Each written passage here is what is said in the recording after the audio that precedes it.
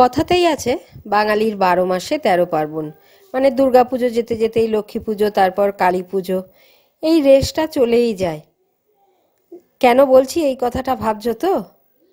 গতকাল আমার বাপের বাড়িতে যেহেতু আছি আমি, তো সবাই মিলে আমরা সন্ধেবেলা একটু খিদে খিদে পাচ্ছিল, তাই চপ আনানো হয়েছিল। চপ আর মুড়ি খাচ্ছি আমি, মা, ভাইয়ের বউ আর আমার মেয়ে।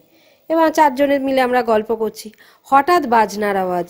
দৌড়ে বাইরে গিয়ে দেখলাম আমি এখনই হয়তো কালী পূজার প্রসেশন। না, জগদ্ধাত্রী ঠাকুর নিয়ে যাওয়া হচ্ছে, পুজো হবে। তোমরা একবার ভাবো, সবে কালী পুজো ভাইফোঁটা গেল, এখনই জগদ্ধাত্রী পুজো এসে গেছে, এরপরেই রাস। মানে আমাদের সত্যি খুব প্রযোজ্য বাঙালিদের ক্ষেত্রে, যে 12 মাসে 13 পার্বণ, একটা যেতে না যেতেই দোরগোড়ায় আর একটা পুজো এসে হাজির। সত্যি আমাদের কিন্তু বেশ ভালোই যায় না দিনগুলো। নানা রকম সমস্যা তো থাকবেই, তার মধ্যে নিজেদের ভালো রাখার জন্য একটু আনন্দ খুঁজে নেওয়া।